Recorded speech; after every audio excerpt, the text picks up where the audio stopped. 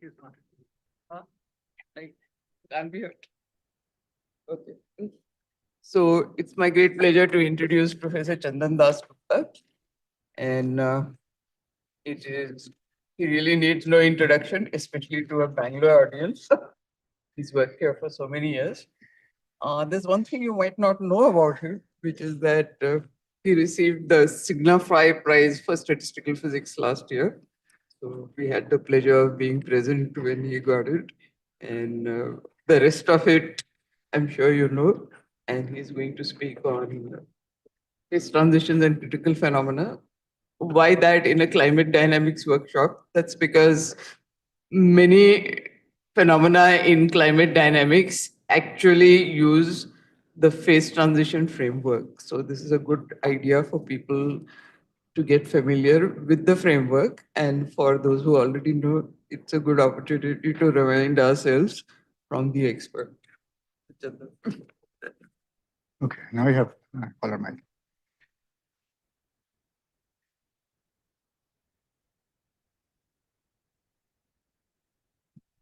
There and this way.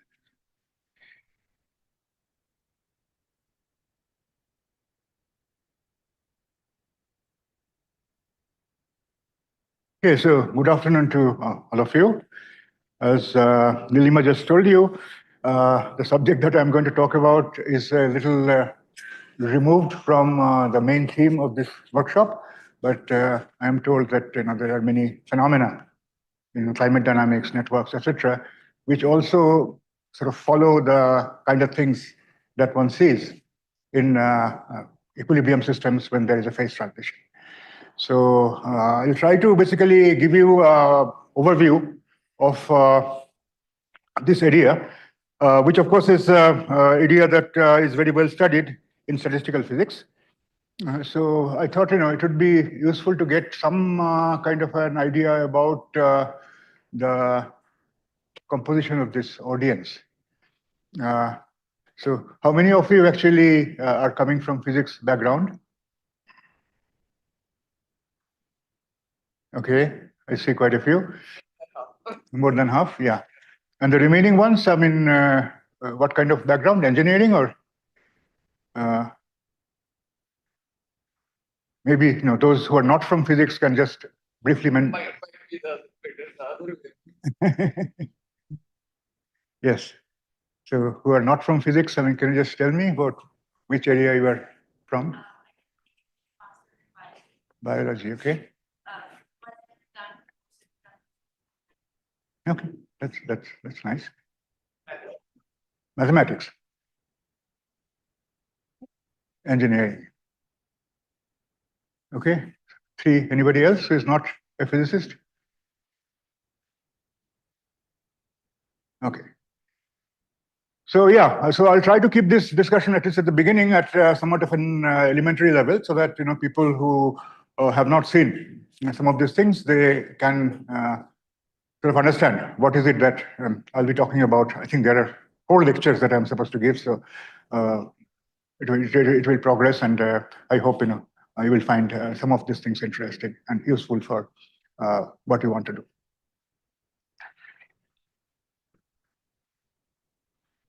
So I will start with a brief outline. I'll talk about some phase transitions, and in this we'll concentrate mostly on phase transitions in equilibrium systems, but I will also give examples of phase transitions in systems which are not in equilibrium, because I think in this workshop, most of the people are interested in situations where the system is not in equilibrium. So I'll just give some examples, but the theory of phase transitions has been developed mostly for equilibrium phase transitions. So most of the things that I'll be talking about will refer to that situation. System is in equilibrium, but undergoes a phase transition, and then some phenomenology, etc. I will emphasize the role of symmetry in phase transitions. And in particular, there is a notion which is in some sense central to many phase transitions, which is spontaneous breaking of symmetry, which is something that initially it is sort of a little difficult to understand, but this is one of the basic features of many phase transitions. So I will spend some time on what one means by spontaneous symmetry breaking. Then there are various other things that will come into the picture. Scaling, critical exponents, universality, and then there is a general framework, Ginzburg-Landau theory, that one uses to study phase transitions, and one can treat the Ginzburg-Landau theory in many different approximations. So mean field theory is the first approximation, and then one takes into account the effect of fluctuations, and then if one wants to do a really good job, then to study continuous phase transitions, one has to invoke this renormalization group framework. So I mean, I will not have a lot of time to go into details, but I will try to sort of tell you about the basic ideas that are involved in the renormalization group framework that allows us to study phase transitions and critical behavior. How many people actually have seen some of these things in either thermodynamics course or statistical physics course? Show of hands. Okay. So the first lecture is going to be, as you see, from PowerPoint, but then second lecture onwards, I'll be using the Blackboard. I'm using this because there are some nice pictures and things like that, which will give you a basic introduction to what one means by phase transitions, what kind of phenomena one is trying to sort of understand and develop a theory of. To put this subject in perspective, I have included a slide which refers to a paper that was written by Professor P.W. Anderson, one of the stalwarts in condensed matter physics, which in some sense sort of expressed the idea that when one is looking at a system consisting of a large number of interacting particles, then one can see new phenomena, which perhaps one couldn't guess just by looking at the elementary interactions among the particles. So mode is different basically means that if you have more particles, then sometimes you see a behavior which is sort of different from what you would sort of naively expect the system to exhibit. And this phenomena of phase transitions is a good example. It's sort of one of the sort of elementary examples of phenomena where one sees this emergence of new properties. So it is actually a very, very interesting and important subject. And this is just, sort of paraphrasing what P.W. Anderson said in this paper, says that new physical effects arise from the collective behavior of a large number of interacting objects. So this is the important thing. This is the thing that most of us are concerned with in a study in condensed matter physics or statistical physics, thermodynamics, and things like that. And this phase transitions with spontaneous breaking of symmetry is one of these phenomena where it emerges because of the presence of a very large number of particles which sort of interact with each other. When I say particles, it doesn't necessarily always mean that we are talking about atoms or molecules. We'll be talking about degrees of freedom. For example, we'll be talking about spin models, but the interacting degrees of freedom are not particles which move, but spins which can rotate or flip or whatever. So that's why it's better to see objects, because there are many different physical systems where the interacting objects can be different, not all the same for all of them. So then, with this sort of brief introduction and sort of telling you about why these problems associated with phase transitions are important, I will then go into the basic phenomenology of phase transitions that are observed in the lab or even in real life all around you. And as I told you, I will start with phase transitions in equilibrium systems, systems which are in thermal equilibrium. And as you change some parameter like temperature, pressure, or something like that, magnetic field, then the system undergoes a change, which is quite substantial, which is quite drastic. And when that happens, then usually one says that at that point, a phase transition is happening. So just start at the very beginning for what we mean by phase transitions.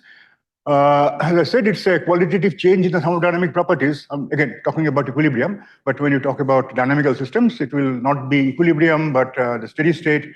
The changes will happen not in equilibrium properties, but in some properties of the steady state. But all the things that I'm going to say about equilibrium systems can then be translated into non-equilibrium systems by making use of this analogy that in equilibrium, we talk about free energies and things like that, state which is invariant under translation in time. In many non-equilibrium systems, we'll be talking about steady states, which are again invariant under translation in time. But then you cannot define a free energy and things like that for that system because it's out of equilibrium. But many of the things, the qualitative behavior that we see in equilibrium are also seen in many non-equilibrium systems, which I'll come to later on. So this is the most common example of phase transition, something that you are all familiar with from your daily experience. You basically take a liquid and then you heat it up, then beyond a certain temperature, it vaporizes. So one is going from one is looking at this transition. One is a liquid at this high pressure or high temperature, system is in a liquid state, and then it transforms into a gas as you go to higher temperature. If you cross this phase boundary by increasing temperature, system goes from a liquid to a gas. Water boils and becomes steam. So this is one example of a change in the sense that, if you look at, for example, the density of water, density of steam, these two will be very different. So some drastic change or qualitative change is happening in the thermodynamic properties as one is going from the liquid to the gas by crossing this phase boundary. One can go in the other direction, reduce the temperature starting from a liquid. Then as you again know that water will freeze. Although this phase diagram is not for water. I should emphasize because there are some differences between this phase diagram that you get for water or for other substances like argon and things like that. But the general phenomenology is the same. At high temperatures, you have a gas phase. Lower the temperature, the gas liquefies, become a liquid. And then if you still continue to lowering the temperature, then liquid basically goes into a solid. And typically the solid that one gets there is going to be some kind of a crystalline solid. And these lines that I have drawn in this pressure temperature plane are the lines of demarcation between these different phases. And these are called phase boundaries.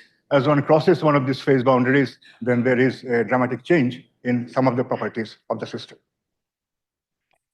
And we'll be interested in basically the behavior near these phase transitions. There is one feature of this picture that I should point out, which will be important. There's a difference between this line and that line. Of course, the slopes, etc., are different, but there is also a qualitative difference between these two lines. What is that?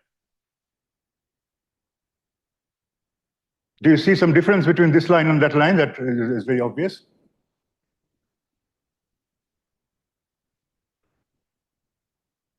Okay, I'll tell you. You see, this line sort of continues forever. If I go to higher pressure, lower temperature, this line will continue. There will be a demarcation between the solid and the liquid. And there will be always a phase transition. As you go from the solid to the liquid, there will be changes in density, changes in many other properties. But the liquid and the gas, one can go from liquid to the gas without encountering a phase transition. So this line, which tells you about the transition between the liquid and the gas, doesn't continue forever. It ends at a point. And that point has some special properties. And this point is called a critical point. We'll come back to that later on. There will be many interesting properties that one observes near the critical point. But interesting thing is that if one starts from here and then goes above and then goes below, one can go from the gas to the liquid without crossing any phase boundary, which is not possible when you are going from the solid to the liquid. And this is very much related to symmetry. The fact that you can go from the liquid to the gas or the other way around by choosing a path which does not cross a phase boundary is related to the fact that the liquid and the gas, as far as symmetry is concerned, these two are not distinct. These are distinct in other thermodynamic properties. The density, for example, is very, very, very different between a gas phase and the liquid phase. But from a more fundamental point of view of symmetry, as we'll see, these two are not different. And so it is possible to go from one of these phases to the other phase without crossing a phase boundary where things change in a drastic manner. Solid, solid, and a liquid. Again, there is no symmetry change. Yes. Are there situations where there's an equal point on this line also? First of all, the transition between amorphous solid and a liquid, what kind of a transition, whether there is any transition at all, is not clear. So, yeah, so there are also people talk about some breaking of symmetry, but it's a very complicated symmetry, like, replica symmetry and things like that.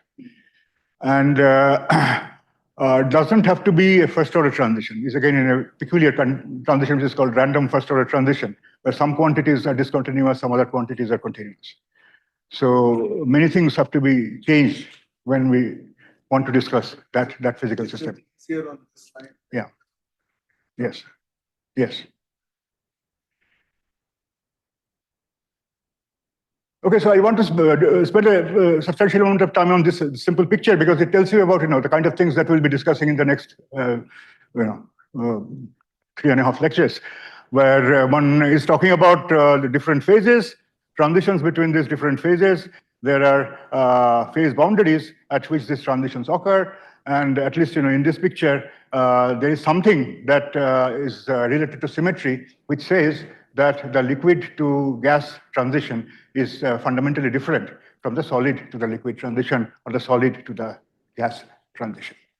And these things will, I hope, will become clear as we go along. So a few other phase transitions that you were, again, at least heard about, if some of you have not studied in detail, which is normal to superconducting transition. And here what is happening is that if we look at the resistance of some object here, one is talking about mercury, as a function of temperature, then there is a characteristic temperature at which resistance basically goes to 0. So in this range, the system behaves like a conductor. Currently, okay. This has to be removed.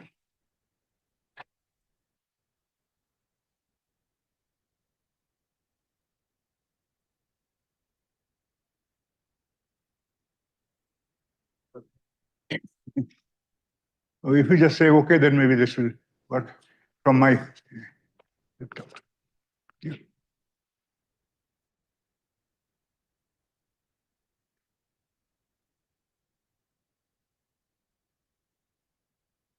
Oh, we can see No, this. it's not in this one, Yeah, it's yeah. on this one.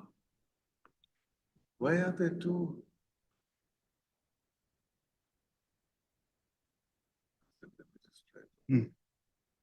Okay. Got back. Cancel.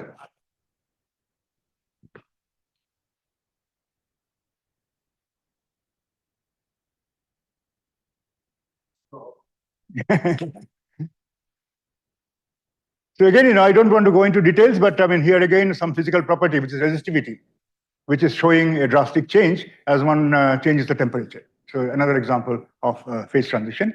And the superconducting state exhibits many interesting properties like levitation and so on and so forth. Again, I will not really go into that. But another example, which has been studied in great detail, the normal to superconducting transition in metallic systems as we change the temperature.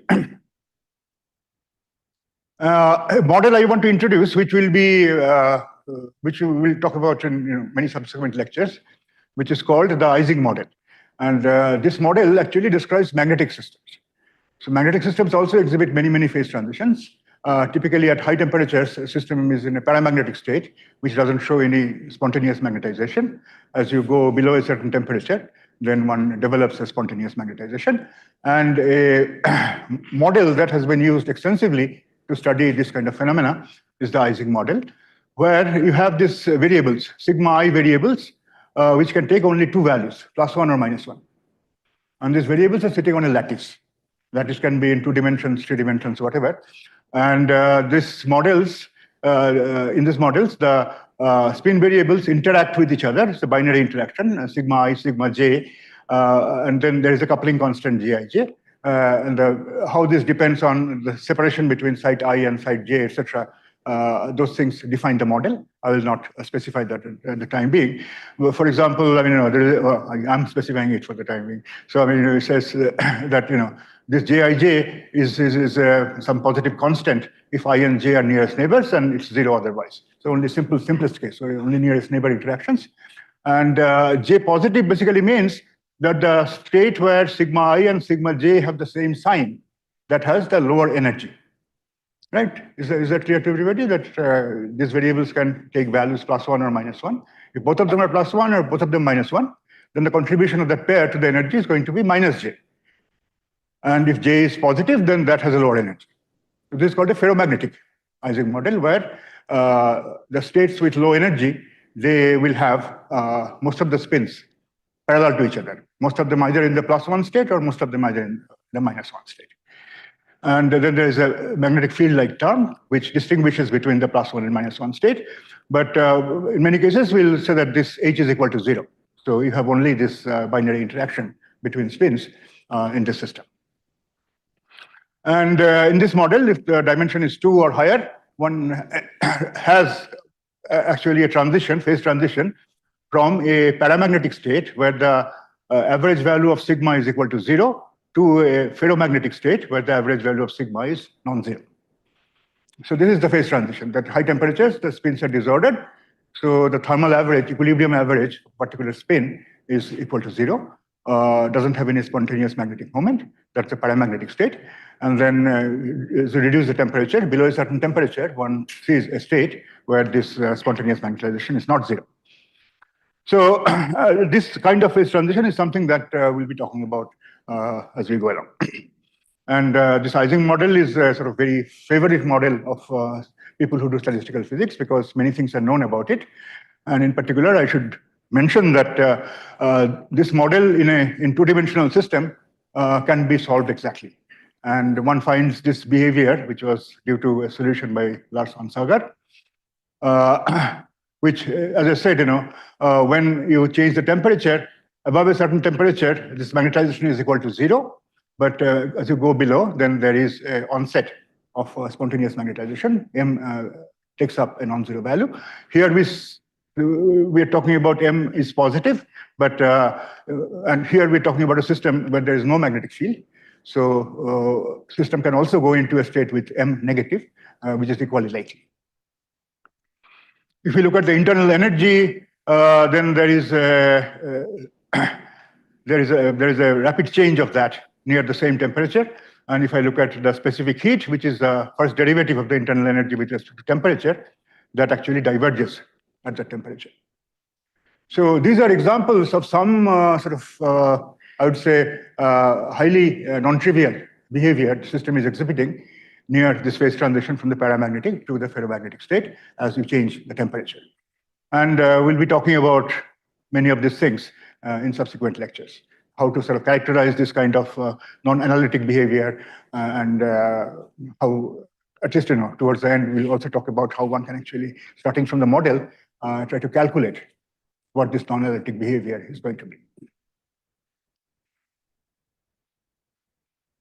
One more example, there is a movie here, I don't know whether it will play. It will not play. But it's another transition that is, again, very well known in statistical physics, which is called superfluidity, observed in liquid helium. And what one observes is that as one goes to a temperature which is below, again, some sort of a critical temperature, the liquid helium, normal liquid helium, becomes superfluid. Superfluid basically means that it can flow without any viscosity. It can flow by itself without any friction. So that, again, is a big change in its properties. And it happens as a function of temperature or as a function of pressure. You see the superfluid is here and the normal liquid is there. You can change the temperature and you can change the pressure by changing either one of these thermodynamic variables. One goes from normal state to a superfluid state, which have very different physical properties. So these are examples. There are many other examples. Again, I don't want to go into too many details, but I just mentioned a few other people who work on liquid crystals. They see many different kinds of transitions. ferroelectric transition, then metal insulator transition, etc., etc. So I mean, not to worry about that. I hope I have given you at least a few examples that show that in the phase diagram, there are some special points or lines or whatever where something strange happens. And what is happening is that the physical properties are changing as you cross that phase boundary. And near that phase boundary, there can be very non-trivial, non-analytic behavior, such as divergence of specific heat or divergence susceptibility and things like that. And there have been a huge number of studies of such phase transitions in different contexts. What is coming next? Yeah, so this is the classification that you should remember. These phase transitions that I told you about have this property that some things can change discontinuously at the transition. If I look at the pressure temperature phase diagram of a simple substance which shows solid, gas, and liquid phase, as we change, as you go across liquid to gas or liquid to solid or solid to gas phase, then, for example, if I look at the specific volume, the density, it changes discontinuously. The density of a liquid is very different from the density of a gas. Density of a solid is again very different from the density of a gas or a liquid. So when this discontinuous changes occur, then the transition is called first order. But there are again many other transitions where these things are continuous. The first derivative of the free energy. This is where the equilibrium thermodynamics comes into the picture. If you look at volume, entropy, magnetization, etc., these are first derivatives of the free energy with respect to some control parameter. So those things, when they change discontinuously, we call that transition a first order transition. And when that doesn't happen, the first derivatives are continuous, then we call it second order or continuous phase transitions. And one of the examples that I showed was this Ising model transition, the exact solution of Onsager, which shows that as you go from, just again going back, this picture, go from the paramagnetic to the ferromagnetic state, the magnetization is growing from zero continuously. So this is not a first order transition, but it shows large fluctuations in the sense that the second derivative, if you take the second one more derivative of this magnetization with respect to magnetic field, then you get what is known as magnetic susceptibility. The second derivatives, they can diverge at the transition as one is going from one phase to another. So the phenomenology of first order and continuous phase transitions are quite different. And when one first encounters a phase transition, then one of the things that one asks is, are you going to see a first order transition where the first derivatives of the free energies are discontinuous, or you'll see a continuous transition with large fluctuations?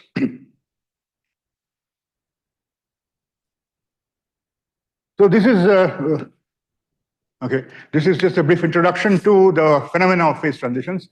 How many of you are actually familiar with this? You have seen before?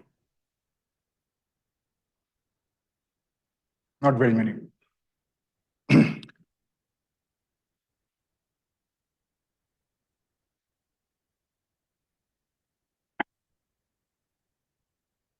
So since I said at the beginning that many of you are interested in dynamical systems, non-equilibrium phenomena, I thought at least I would give you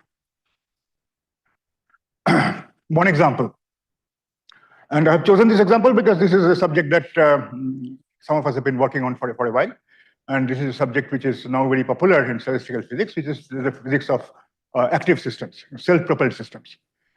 And these systems are intrinsically non-equilibrium because, as you see, what one is talking about here is one is talking about a collection of objects which can sort of move by themselves.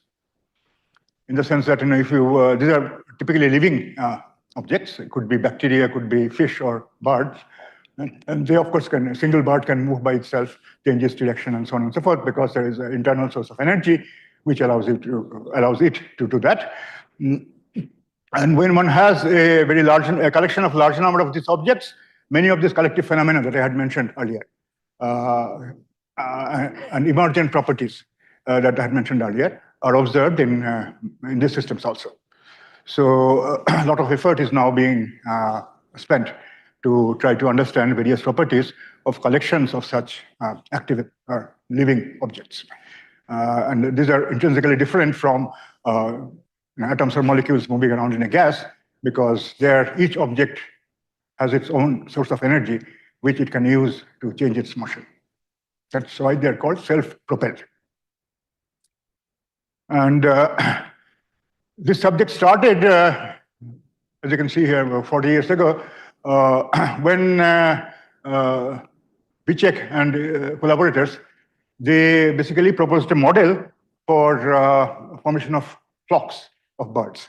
So what the phenomena that one is talking about is something like this, that you have a large number of these fishes or a large number of birds here, they're moving cooperatively. And they're forming what is known as flocks.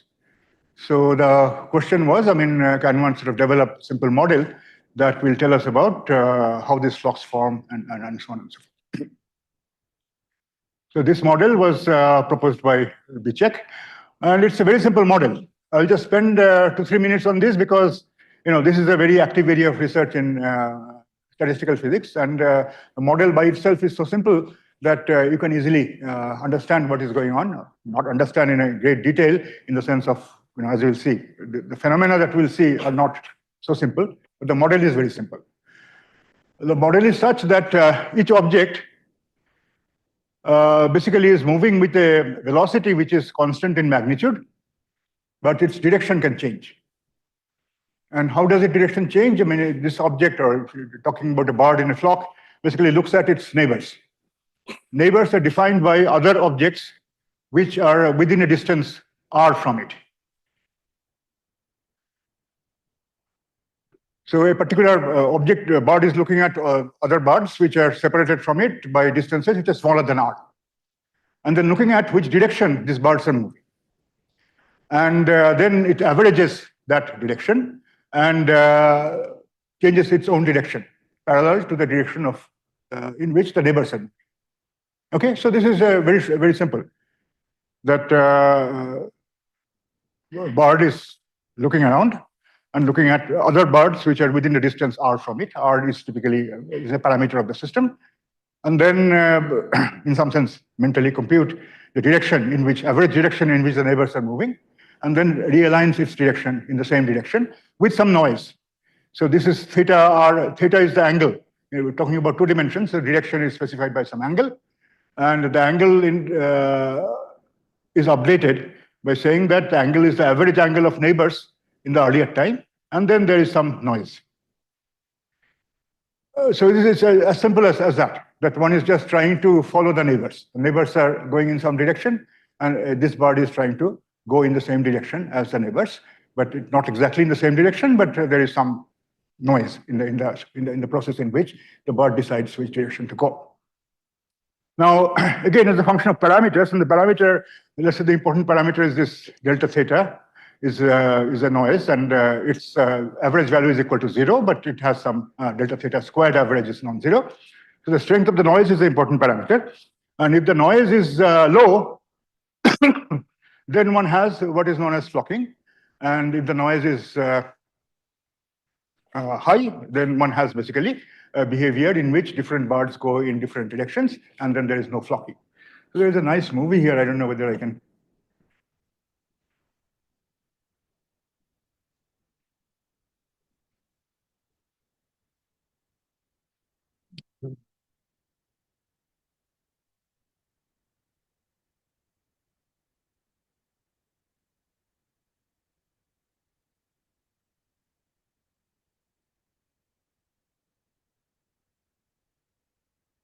So this is just this model, and one is just doing a numerical simulation, which you can do on your laptop if you want to. It's very trivial to program. So here,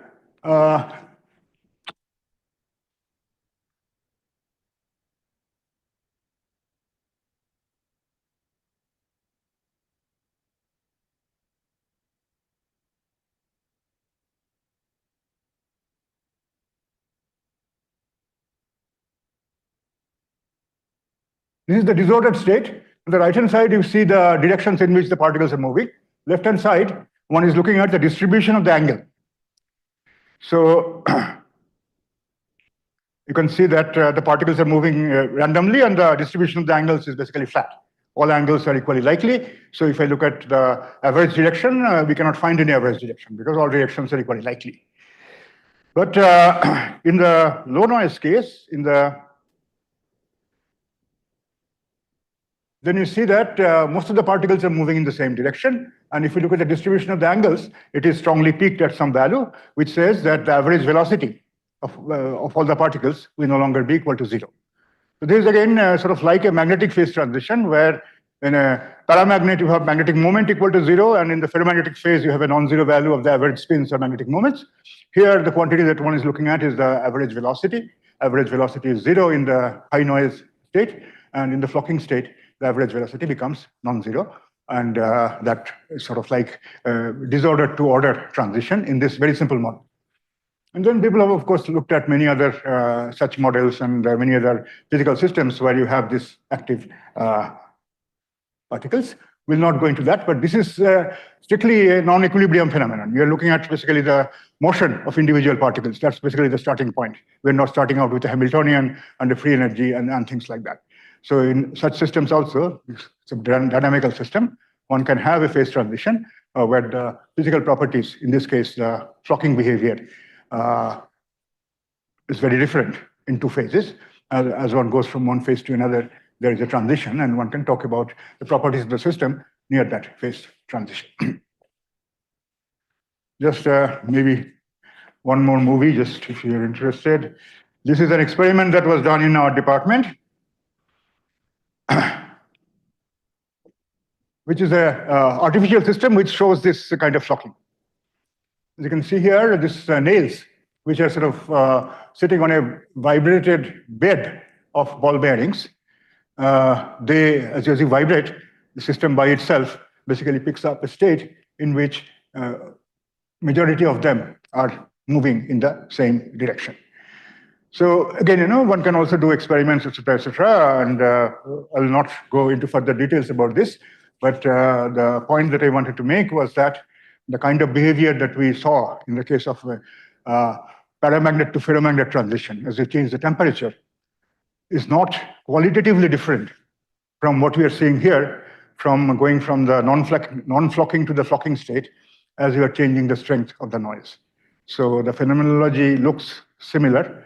There are many differences, but one can use the same language to try to describe the phenomena in equilibrium as well as out of equilibrium.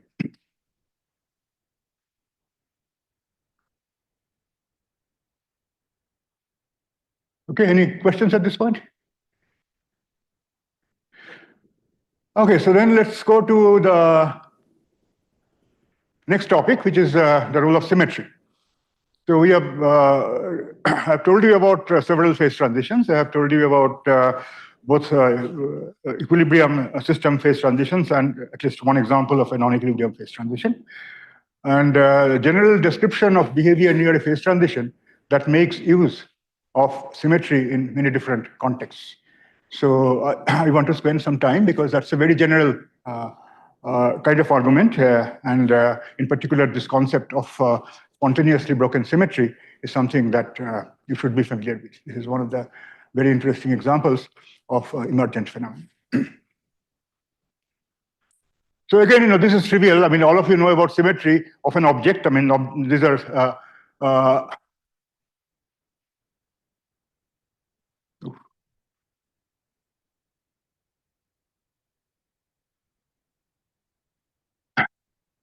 these are operations that keep the picture invariant, and triangles, then you can do rotate by 4 pi by 3 or 8 pi by 3 about axis passing through the center, and you get back the same triangle. So these are symmetry operations, but these are discrete operations. This system then has discrete symmetry. Whereas if you have a sphere, they can, or in a circle in 2 dimensions, if you rotate it by any amount, you again get back the same circle. So that is an example of what is known as a continuous symmetry. So here we're talking about the symmetry of a shape. But when we talk about phase transitions, we talk about the symmetry of the underlying Hamiltonian or the energy function. Or if you're doing non-equilibrium, then you look at the equations of motion and you look at the symmetries that are exhibited by those equations of motion. So this is basically the important thing, symmetries of the Hamiltonian. Again, it's notion is not difficult to understand.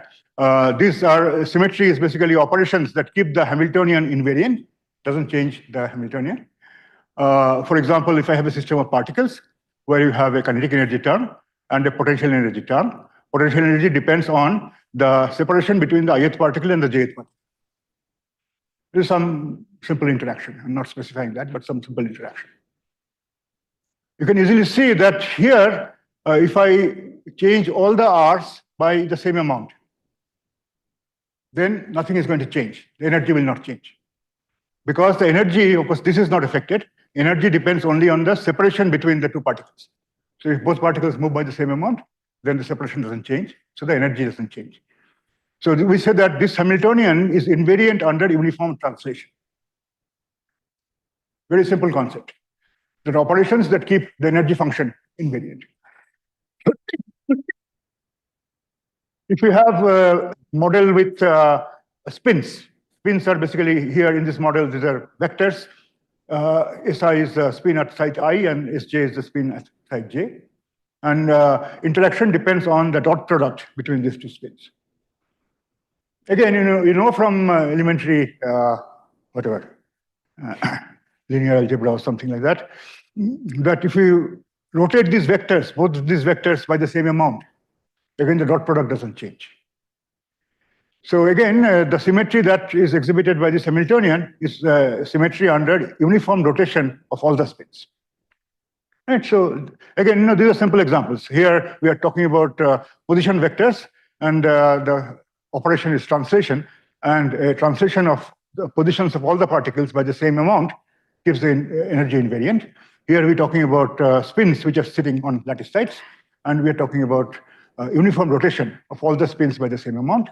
And there again, because the energy depends only on the dot product, energy remains invariant under this. So depending on the situation that you're looking at, the system that you're looking at, we should find out, Neelima, till what time this continues?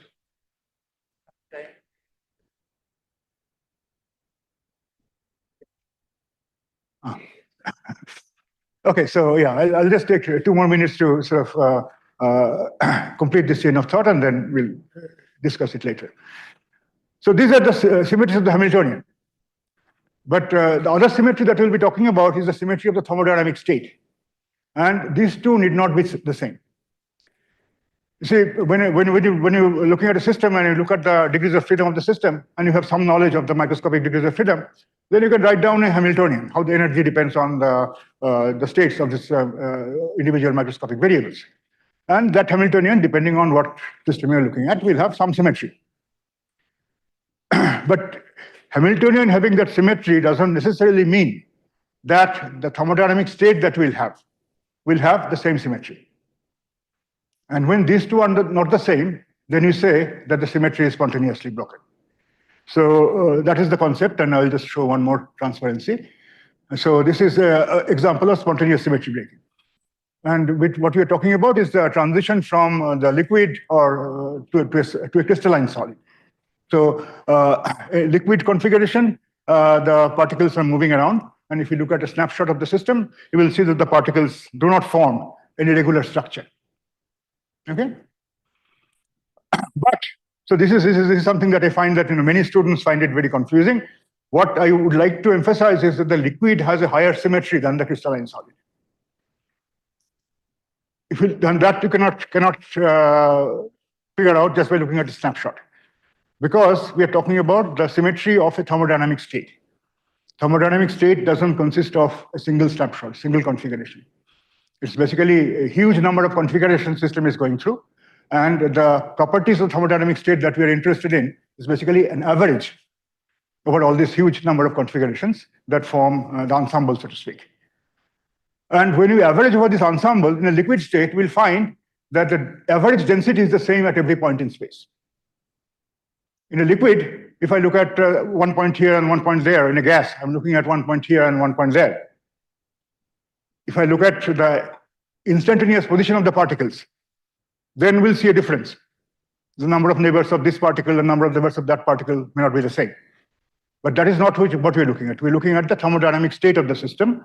which again is said that huge number of different configurations. And when you average over those configurations in a liquid or a gas, you will get a local density, which is independent of position. So that is the symmetry of the thermodynamic state, that it is invariant under uniform translation. Every point is actually equivalent to every other point. But that is not true in a crystal. In a crystal, you have a very definite arrangement of the particles which fall on a lattice. And here, the lattice points are special because the particles will be sitting localized at those points. And this then is invariant under what is known as translation by a lattice vector, but it is not invariant under any arbitrary translation. So this is the difference, that liquid phase is invariant. This state, thermodynamic state, is invariant under translation by any amount, whereas the low temperature phase, the crystalline phase, because the particles are localized, if I translate all the particles, then you get a different crystal. Don't get the same crystal. So in that sense, the translational symmetry is spontaneously broken as one goes from the liquid to the crystal by reducing the temperature or increasing the pressure. And this doesn't happen in all phase transitions, but in many phase transitions, this is one of the sort of very interesting facts, that some symmetry that was there in the high temperature phase, in the disordered phase, is spontaneously broken as one changes the parameters to go into an ordered phase. And I'll give you some examples and try to sort of make this concept of spontaneous breaking of symmetry more clear in the next talk, because already I'm gone past the time allotted to me. We'll just check if the next speaker is breaking. If not, we can take a question. Okay. Yeah. Yeah, tomorrow also I'm giving the talk. So I mean, if you have questions, you can ask tomorrow also. How well does the Bishek model or any of its variants apply to actual world? Basic mechanism is the same, but there are many differences in the sense that people have studied individual birds in motion and had made movies and so on. So their detailed behavior doesn't quite follow this simple model. But it is true that bird is actually deciding its orientation depending on the average orientation that it sees. Very easy. Yeah. So particularly in that same lab, I mean, Sapiens, there are people who actually have done a very detailed study of flights of Starling.